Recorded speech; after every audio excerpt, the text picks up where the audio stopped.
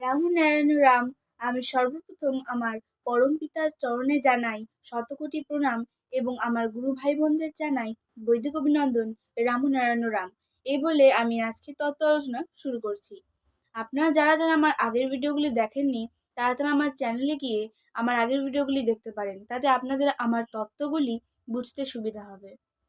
প্রতিদিন নতুন নতুন ভিডিও আপডেট পেতে আমার চ্যানেলটিকে সাবস্ক্রাইব করবেন এবং পাশে থাকা বেল আইকনটি প্রেস করবেন। সমস্ত শাস্ত্র, তত্ত্ব, বেদ, বেদান্ত, উপনিষদ, সমস্ত দুনিয়ার দর্শন এসব থেকে বুঝে নিয়ে পণ্ডিত হওয়া যায়, দুনিয়ার তার্কিক হওয়া যায়, কবি, সাহিত্যিক ও আরও অনেক কিছু হওয়া যায়। যা কিছু এখানে হোক না কেন এখানটা নিয়ে এখানেই শেষ। তার পরেরটা কোথায়? তার পরেরটা যদি কেউ বের করতে পারত তবে দেশের চেহারাই বদলে যেত।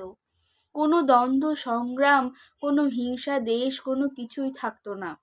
একটা মধুময় সমাজ গড়ে উঠত। এখানে যার পিছনে হাঁটছি, যেখানে যাচ্ছি, যা কিছু খাচ্ছি, প্রেম ভালোবাসায় আবদ্ধ হচ্ছি, সবটাই সীমাবদ্ধ। তারপরে কিন্তু কিছু থাকছে না।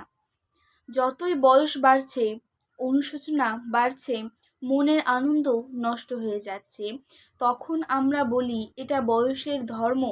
বয়সের ধর্ম এমন হবে কেন? যে ধর্ম সজীব থাকবে, যে ধর্ম সজাগ থাকবে, সেই ধর্মে হতাশা জীবনে আসতে পারে না। হতাশা আসছে কেন? দুঃখ আসছে কেন? নিশ্চয়ই সেই মূল উদ্দেশ্যের পথে আমরা চলতে পারছি না। সাময়িক ইন্দ্রিয়ের নিবৃত্তির দিকটায় আমরা যতটা গুরুত্ব আরোপ করছি, শেষে এটাও থাকে না, এটাও মন থেকে চলে যায়। দুঃখ, জ্বালা, যন্ত্রণা এসে ঘিরে ধরে। এর সমাধানটা কোথায়? আমাদের চলার পথে সেই সমাধান এমনই আশ্চর্যভাবে সাধা ও গাথা যে সেই সুরটা নিয়ে যদি চর্চা করা যায়, এর অন্তর্নিহিত সুর আপনি পরিস্ফুটিত হবে। যেমন বীজ থেকে ফুল হয়, সেইভাবে এই অন্তর্নিহিত সুর থেকেই জীবনের সুর বয়ন বৃদ্ধির সাথে সাথে ফুলের মতন পরিস্ফুটিত হবে এবং সেটাতেই খুঁজে পাওয়া যাবে নিখোঁজের সাড়া। খুঁজে পাওয়া যাবে প্রকৃতির সাড়ার সাথে কিভাবে এক সুরে সাড়া দেওয়া যায়। আপনি সেটা বিকাশিত হবে, আপনি সেটা জানা যাবে। সুতরাং এই সমাধানের পথ কিন্তু সহজ পথেই রয়েছে।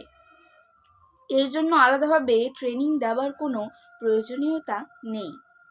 ক্ষুধা পেলে কিভাবে খাদ্য গ্রহণ করবে, তৃষ্ণা পেলে কিভাবে তৃষ্ণা নিবারণ করবে, তার জন্য কোনো শিশুকে ট্রেনিং নিতে হয় না।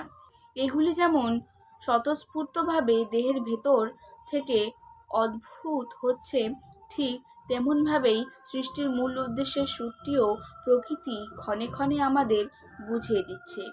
দেহের ভেতরে স্বতঃস্ফূর্তভাবে সেটি উদ্ভূত হচ্ছে, কিন্তু আমরা ধরতে পারছি না, ধরে রাখতে পারছি না।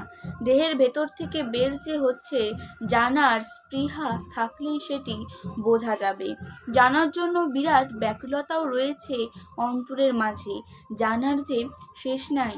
তাই বারবার বলা হয়েছে, নিজেকে জানো, প্রকৃতির গ্রন্থ পাঠ করো। এই বিশ্ব প্রকৃতি আপনি গ্রন্থের মতো বিকাশিত রয়েছে আমাদের সামনে।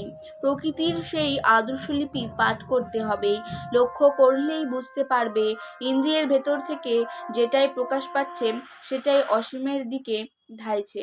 দেহের অন্তরে বাইরে যা কিছু প্রকাশিত হচ্ছে, ইন্দ্রিয়ের চাহিদায় দেহের ভেতর যা কিছু অদ্ভুত হচ্ছে, সেটাকে পূরণ করার জন্য আমরা সাময়িক ব্যবস্থা করছি। আজকের তত্ত্ব আলোচনা আমি এখানে শেষ করছি। দেখা হচ্ছে পরের ভিডিওতে।